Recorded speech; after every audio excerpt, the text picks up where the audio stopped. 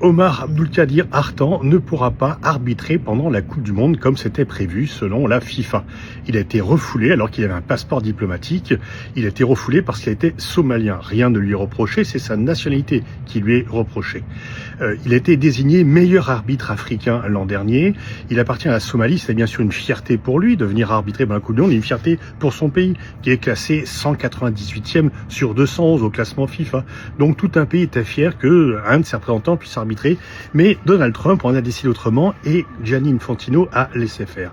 Normalement, un pays qui reçoit une organisation, une compétition sportive comme la Coupe du Monde doit quand même obéir à certaines règles et tous les officiels doivent être accueillis et tous ceux qui participent. Alors on passera sur les fouilles très serrées que les joueurs sénégalais ont dû subir à leur arrivée, mais là c'est vraiment le refus d'un arbitre désigné par la FIFA qui est ça, et la FIFA n'a fait que prendre note. Elle n'a pas protesté, elle n'a rien dit, elle a pris note. C'est la première fois. C'est la première fois dans l'histoire de la Coupe du Monde qu'un arbitre est refusé par un pays. Pourquoi ? Parce qu'il est somalien et que Donald Trump déteste la Somalie. Il avait dit c'est un pays arriéré.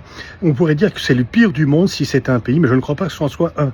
Il n'y a aucune organisation, ils n'ont pas de police, pas d'armée, rien.